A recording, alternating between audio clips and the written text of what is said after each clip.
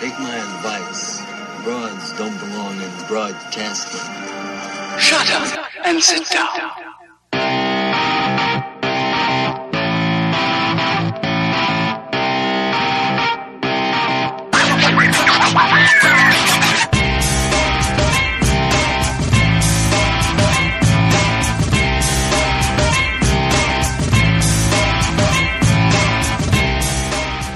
All right, welcome to the show, everyone. I'm Natasha. I'm Karen. And I'm Cheryl. And forgive us, this is a second try here because initially it was not broadcasting. But today we're calling a little late because normally we do our calls on Wednesday. We had to reschedule to Friday this week because Karen was having some connectivity issues, and she was really going to be the person spearheading the chat about what is behind the bill we're calling on, which is about bail reform. So it's Friday. We're calling on Friday, which has thrown my whole mental understanding of the week off, to be honest. And Karen, all right, take it away. All right, so I am all ginned up on this. I'm ready with the facts because I'm somewhat outraged. I'm hoping to get you outraged as well so that we can make this call. So yes, I've been reading about this, and it's getting more and more into the consciousness. I just was saying to Cheryl that she found a really great article this week, so it's in the mainstream press already. Yes, in the Nation, and I'll probably weigh in after your facts. Excellent. So, and Cheryl, if you think of it, you can post the link to it in the comments for this post on the Facebook page, and I'll share it also. I will do that. And I'm going to read from a post from Sarah, which did you share that link in the newsletter already?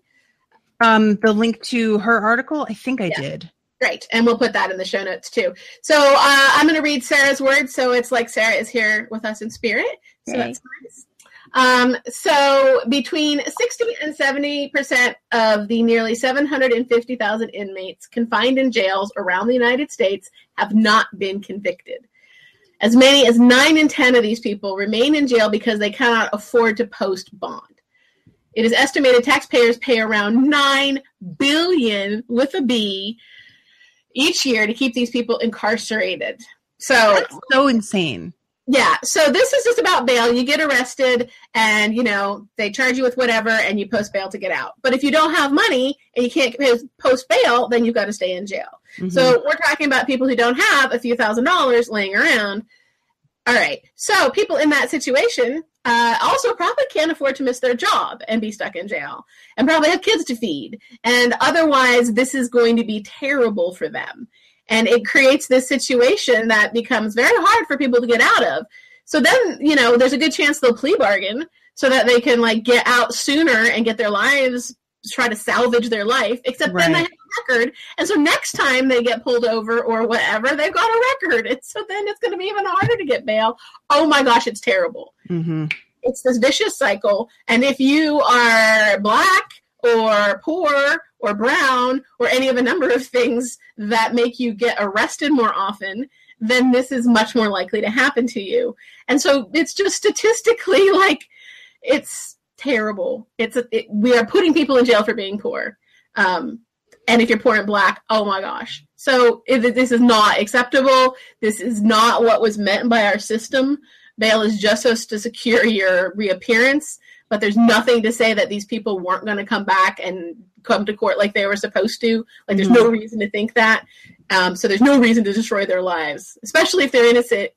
But even if they're not, it's ridiculous. If it's shoplifting or some drug charge, you really need to destroy someone's life. No. All right. There was a story in the newsletter that I shared about a young kid who got arrested for shoplifting a backpack.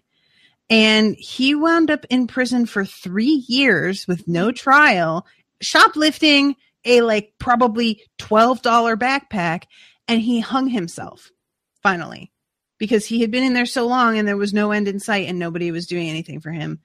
I mean, it's easy to think, though there's probably a couple cases like that. No, this is the majority. It's crazy. You already read us those numbers because we did this twice, and it's still shocking the second time. And how much money it cost. So studies document over 800 fatalities in the past year in the nation's local lockups. So, yeah, we're talking a dangerous situation you're putting people in for no good reason. Mm-hmm.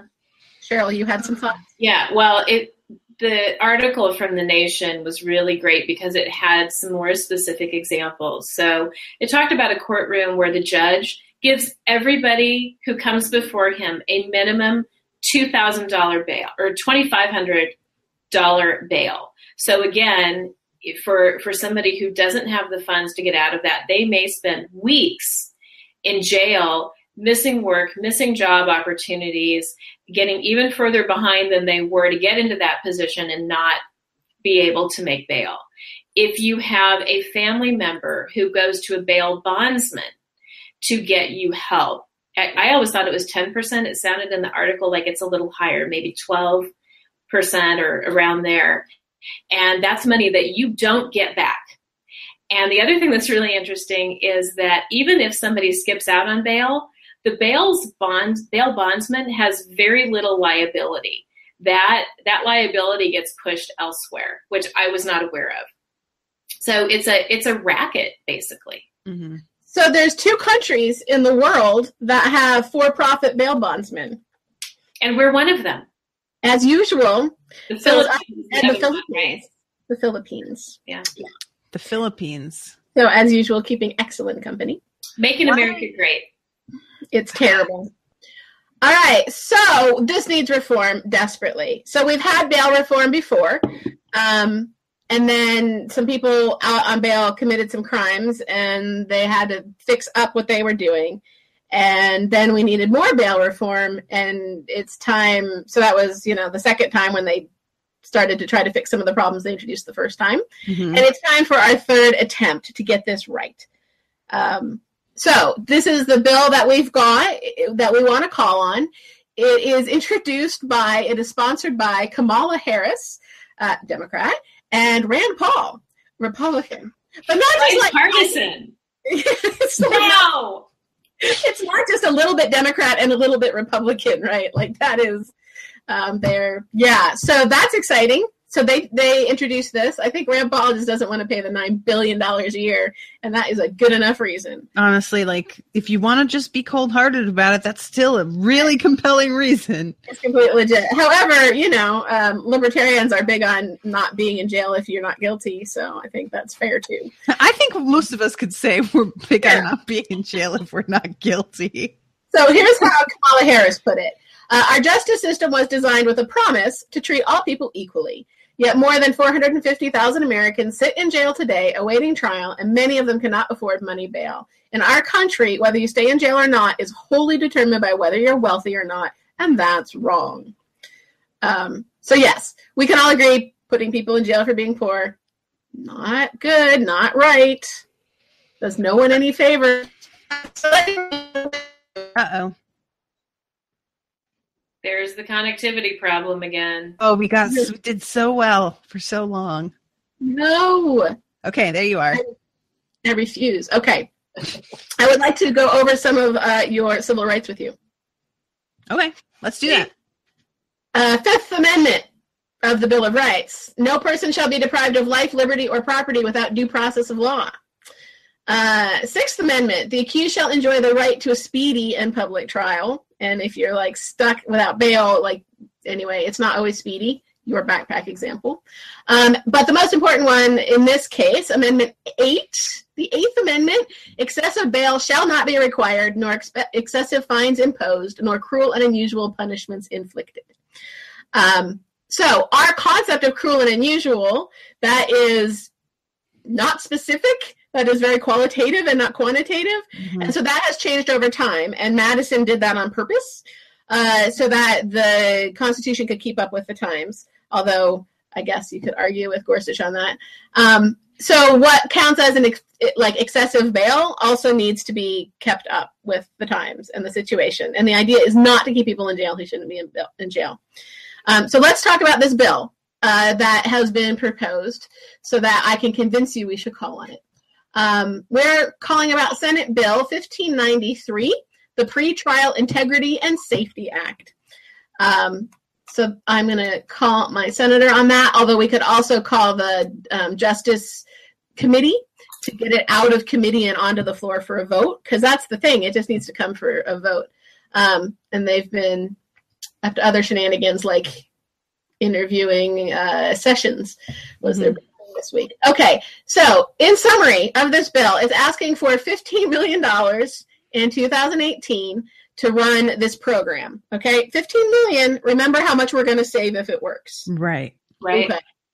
So it's like the opposite of CHIP that we called on. We're trying to save $9 billion instead of spend it. Okay. So it's doing two things. It's offering two kinds of grants to states or tribal court systems.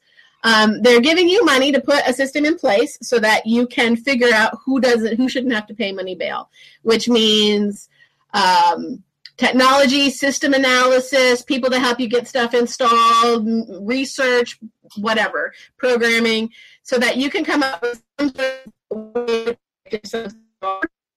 Uh-oh. Oh, and she's gone. She just went away. Oh, nope. Now she's back. I feel fine. I feel normal. Wouldn't it be weird if when we had connectivity issues, we just kind of like flickered out of existence? But yeah, it just went dark for a second. You got real robot-y, and then your little square went dark. Yeah. That is how it feels. I do feel like I flicker out. So you got the idea that this is like to help establish programs, software, whatever. Yeah, to predict if someone's going to come back, so you can offer no bail or very low bail. Right. All right. The other thing is to then gather data on how it's working and send that all back so that we can build better and better systems, more accurately figure out who we don't have to give bail to.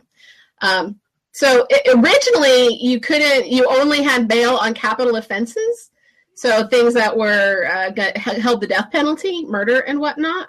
But then we made flight risk and some other stuff. And so that all gets captured now. All right. So it's to help you figure out how to do this and then to gather data. That's what we're doing grants to various places for. Okay.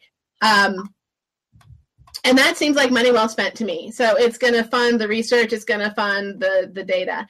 The goal is that there's a presumption of release in most cases without compelling reason otherwise. They're trying to make sure that over 95% of people appear in court, right? So like that's success. Like it doesn't count if like you let everyone else out on bail and no one comes to their court appearance. Right. But there's a release rate of over 85%. So like get most people out on bail, but get it right. Also quick hearings and stuff like that. All right. So I think that's a great bill, $15 million. Like why would we not take this step and head in the right direction and gather the data we need to because this is just implementing it in some states who decide they want to try it, figure out what works, and then we can start rolling it out and stop doing this. It's a travesty.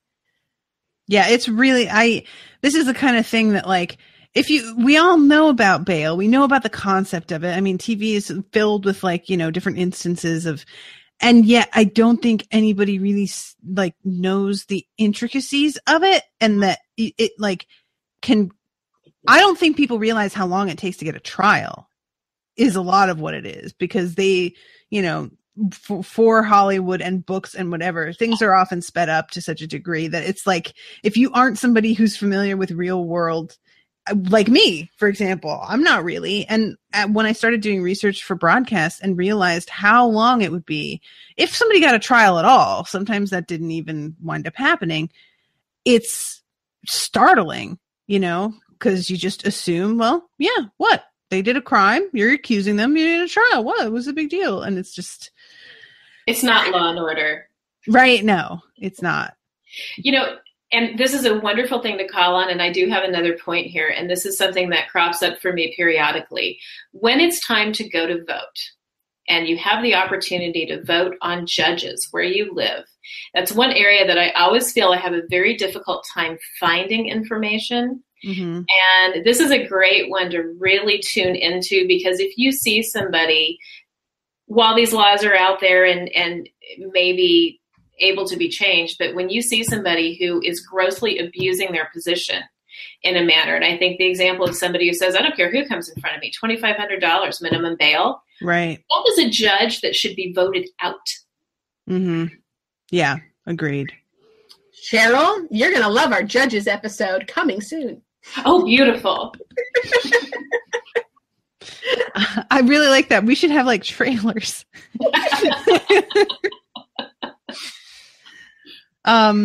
So again, guys, you should definitely go to broadcastpodcast.wordpress.com, sign up for our newsletter because there's links to this bill so that you can read it. There are links to the an article from the New York Times about bail in general and the poor kid that hanged himself. And there on our Facebook page, I shared Sarah's article from Bill Track 50. There's just, get involved with us and you can see all of this information. And Sarah had some great links to things states are doing because states are trying to reform. Mm-hmm. So this is just supporting that effort. But lots of states have started to figure out how to not do this to their poor people. Mm-hmm. I think it's enough to take away their health insurance. Let's just not put them in jail. And this money-based punishment is really something that, beyond just bail, I think Kinea and I did an episode where we talked about the concept of a lot of poor people cannot afford to renew licenses and things like that. It's an expense that a lot of people don't think about because it's only $80 or so, but $80 is, when you are paycheck to paycheck, that is a chunk of money. That's like a week of groceries. And if you get pulled over and you don't have if you have a, out of date license, they can slap you with a fine. And that can, if you do not pay that fine, which if you couldn't pay the licensing fee, you probably can't pay the $200 fine, they can arrest you. And that will lose you your job. And the whole point, we think, is that they want to get paid, but they're putting people in positions where they can't pay because they don't have a car anymore, because they don't have a job anymore, because, it's a snowball effect, like what Karen was describing, where one thing leads to another, and then that's on their record forever. And then trying to get a job after that becomes more difficult. And they don't get a good recommendation from their employer because their employer's like, yeah, they were arrested while they were working for me. I don't think so. Which they're not technically allowed to say that, but that's information you can find on a background check. So yeah, this is when you're broke, it is just, you are teetering on the edge all the time of anything that could go wrong. I got bit by a dog a couple days ago, and luckily the dog owner paid for my bill to get stitched up, but it was $1,000. You're always living on this knife's edge. And I don't think a lot of people appreciate how much someone's record can be informed by simple bad luck, just straight up, and a system that isn't efficient and isn't working for them. So yeah, I feel passionately about this. Yeah, it's not okay if you fall off that knife edge to then end up in jail. Right. Right. So who wants to go first? I better before I lose myself entirely.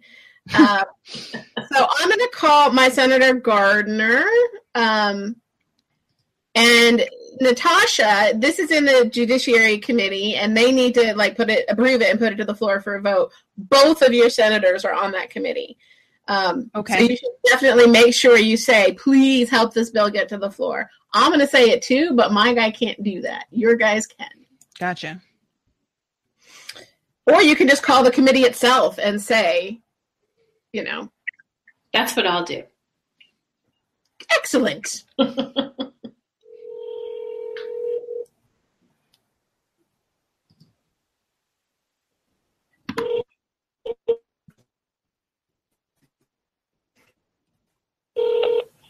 Hi, this is United States Senator Cory Gardner, your senator from the great state of Colorado. Thanks for calling my office. Please feel free to leave a message. Hi, Senator Gardner. This is Karen Suhaka from Denver, 80203. And I want to thank you for your recent telephone town hall. That was great. I appreciate you doing that, and I enjoyed listening to it. But today I'm calling you about Senate Bill 1593, the Pretrial Integrity and Safety Act. I think that the requirement of money bail is a tool that desperately needs to be reformed.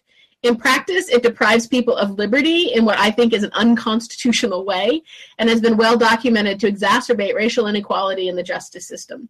In 2013, Colorado overhauled its bail statutes to discourage the use of money bail and to encourage the use of risk assessment tools, and it's time for those ideas to spread. The small amount of money asked for by this bill, the flexibility afforded states in implementing a system, and the carefully thought out guidelines, and the emphasis on data gathering especially, makes this a solid bill worthy of your support. Please make justice more blind and more fair. Do what you can to help this bill get to the floor, and then please vote for it. Thank you. Yay! Excellent script, madam. I work on them. All right, I'm going to call Mr. Cornyn. Cool. Doop, doop, doop. And, yeah, I might call Cruz after, too. But I don't want to make people sit through his smarmy voicemail. I really hate his voicemail. It is rough. It actually makes my skin crawl. Right? There's something, like, oily about it. This is Senator John Cornyn. Thanks for calling my Washington, D.C. office. For general information regarding my office locations and operating hours, please press 1. To leave a comment regarding current issues of interest, please press 2. If you'd like, I appreciate you taking the time to make your views known on current policy issues of interest to you. Please leave your comment as well as your local zip code after the tone. Thank you and have a great day. Hi, my name is Natasha Kingston. I'm a constituent from Denison, Texas, zip code 75020.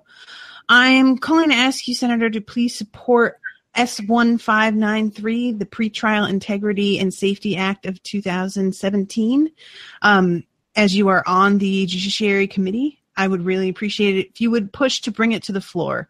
States need to reform their discriminatory, ineffective, and expensive bail systems, and this bipartisan legislature could help achieve that.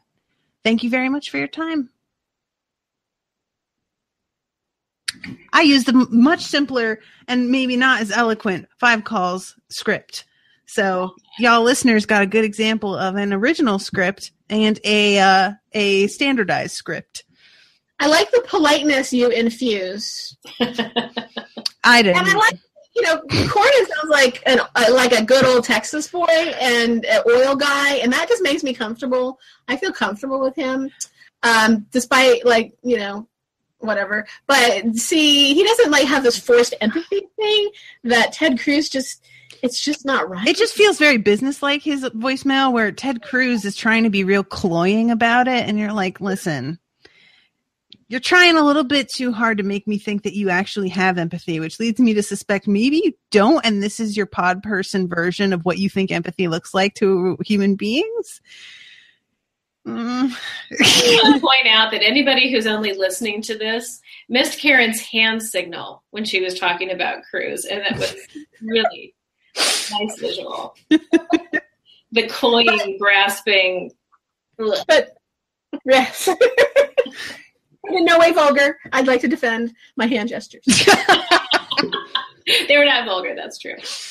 All right. Well, I am going to call the Senate Judiciary Committee, and I also am taking the script from 5 calls, which was so conveniently provided in the broadcast newsletter. Thank you very much. Ding! I'm guessing I'll get a voicemail. Senate Judiciary Committee. Hi, my name is Cheryl Pryor, and I'm calling to express an opinion about an upcoming bill.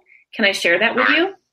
Yeah, absolutely. Go ahead. Wonderful. I'm calling from St. Louis, Missouri, and I'm calling about the Pretrial Integrity and Safety Act of 2017, which is Senate Bill 1593.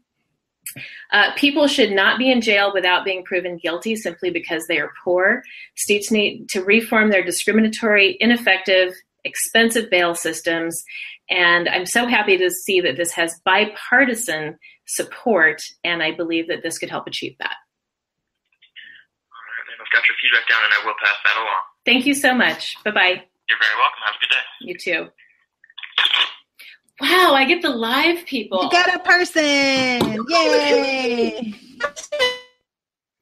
Karen got so excited she short-circuited her computer. You're not pouring water on the keyboard or anything, are you, Karen? It's her tears of joy. That was pure enthusiasm that just crashed my machine. I didn't know that was something we can do. Maybe that's something we can do. Hey, Harry Dresden, going back to Harry Dresden, magic knocks out the electronics. That's what it is. We're generating too much magic, too much justice magic. Too much democracy going on here. Oh no, we managed to make it through so much of this, and now Karen's going out and out more and more. Yeah. Oh, she's waving sadly. All right, everybody. Well, I'm going to quit while we're ahead. Thank you so much for listening. Hope that you learned something today. Hope that you are able to make this call. The information is on broadcastpodcast.wordpress.com. If you are looking for the script, you can also go to 5 calls and follow us on Facebook and, just be our friend. Just be cool, man. All right. We'll see you next week. Thanks, everybody. Bye-bye. Bye.